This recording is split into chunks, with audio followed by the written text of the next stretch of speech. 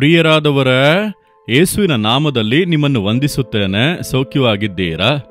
ಸಂತೋಷವಾಗಿ ಇದ್ದೀರಾ? ಯಾವುದೊಂದು ಕಳವಳ ಇದೆ ಅಲ್ಲ?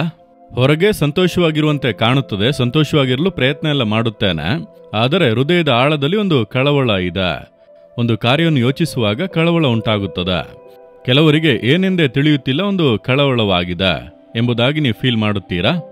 ಏನೋ ತಪ್ಪು ನಡೆಯುವ ಹಾಗೆ ಒಂದು ಕಳವಳ, ಆ ರೀತಿಯಾಗಿ ಇದೆಯಾ? ಕೆಲವೊಮ್ಮೆ ಆ ರೀತಿ ಇರುತ್ತದೆ. ನಾನು ಹಾಗೆ ಫೀಲ್ ಮಾಡಿದ್ದೇನೆ.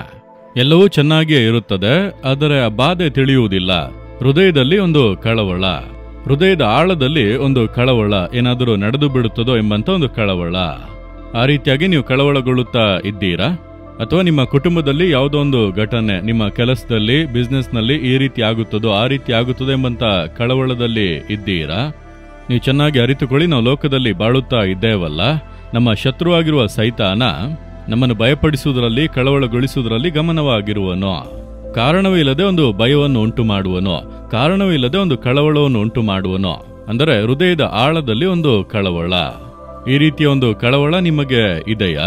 ದೇವರು ನಿಮ್ಮ ನೋಡಿ ಹೇಳುತ್ತಾರೆ, ಯೋಹಾನ 14ನೇ ಅಧ್ಯಾಯ 27ನೇ ವಾಕ್ಯದಲ್ಲಿ, ನಿಮ್ಮ ಹೃದಯವು ಕಳವಳಗೊಳ್ಳದಿರಲಿ, ಹೆದರದಿರಲಿ. ಕೆಲ ಸಂಭವಗಳನ್ನು ಕೇಳಿದ ಕೂಡಲೇ ಹೃದಯದಲ್ಲಿ ಕಳವಳ. ಯೇಸು ಈ ಸ್ಥಳದಲ್ಲಿ ಮಾತನಾಡುವಾಗ ಅವರನ್ನು ಬಿಟ್ಟು ಪರಲೋಕಕ್ಕೆ ಒಯ್ಯಲ್ಪಡುವುದರ ವಿಷಯವಾಗಿ ಇಲ್ಲಿ ಹೇಳುತ್ತಾ ಇದ್ದಾನೆ.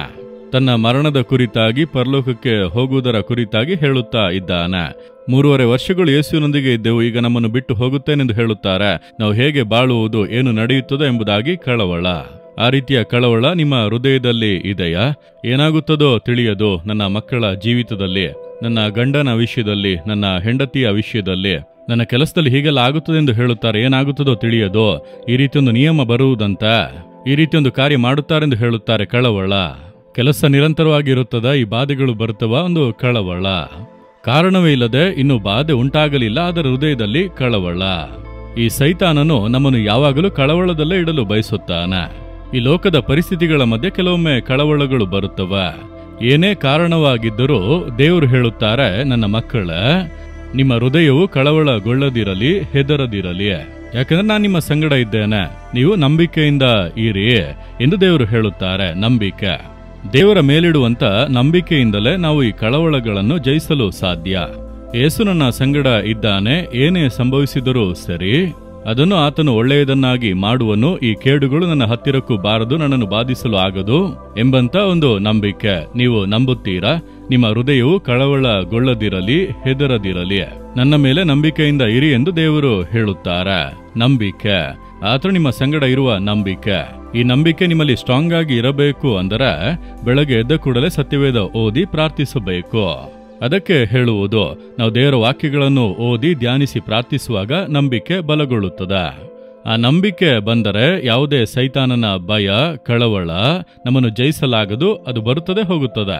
ನಾವೆಲ್ಲ ಲೋಕದಲ್ಲಿರುವಂತ ಮನುಷ್ಯರು ತಾನೆ, ನಾನು ಸೇವಕನು ತಾನೆ. ಅನೇಕ ಬಾರಿ ನಮ್ಮ ಜೀವಿತದಲ್ಲಿ ಭಯ ಬರುತ್ತದೆ, ಕಳವಳ ಬರುತ್ತದೆ. ಆದರೆ ನಾನು ನಂಬಿಕೆಯಿಂದ ಯೇಸುವನ್ನು ಸ್ತುತಿಸಲು ಆರಂಭಿಸಿದ ಕೂಡಲೇ ಅದು ನೀಗುತ್ತದೆ. ಆದ್ದರಿಂದ ನೀವು ದೇವರನ್ನು ಸ್ತುತಿಸಿರಿ. ಯೇಸುವೆ, ನೀವು ನನ್ನ ಸಂಗಡ ಇದ್ದೀರಿ. ನಿಮಗೆ ತಿಳಿಯದೆ ನನ್ನ ಜೀವಿತದಲ್ಲಿ ಏನೂ ನಡೆಯುವುದಿಲ್ಲ, ಯಾವುದೇ ಕೇಡು ಸಂಭವಿಸುವುದಿಲ್ಲ. ನೀವು ಎಲ್ಲವನ್ನೂ ಒಳ್ಳೆಯದಾಗಿ ಬದಲಾಯಿಸಿ ಕೊಡುತ್ತೀರಿ, ನಾನು ನಂಬುತ್ತೇನೆಂಬುದಾಗಿ ನಂಬಿಕೆಯಿಂದ ನೀವು ಸ್ತುತಿಸಿರಿ. ಆ ಭಯ ನೀಗುತ್ತದೆ, ಕಳವಳ ನೀಗುತ್ತದೆ, ನೀವು ಬದಲಾವಣೆಯನ್ನು ಕಾಣುವಿರಿ. ಹಾಗಾದ್ರೆ ಯೇಸು ಏನು ಹೇಳುತ್ತಾನೆ ಎಂಬುದನ್ನು ಗಮನಿಸಬೇಕು. ಸೈತಾನ ಹೇಳುವನು, ಅಷ್ಟೇ ಮುಗಿಯಿತು ನೋಡು, ಪರಿಸ್ಥಿತಿಗಳನ್ನು ನೋಡು, ಸನ್ನಿವೇಶಗಳನ್ನು ನೋಡು, ಅಷ್ಟೇ ನಿನ್ನ ಕೆಲಸ ಮುಗಿಯಿತು, ಬಿಸ್ನೆಸ್ ಮುಗಿಯಿತು, ನಿನ್ನ ಕುಟುಂಬ ಇನ್ನು ಅಷ್ಟೇ, ಯಾವುದನ್ನು ಸರಿಪಡಿಸಲು ಆಗದು.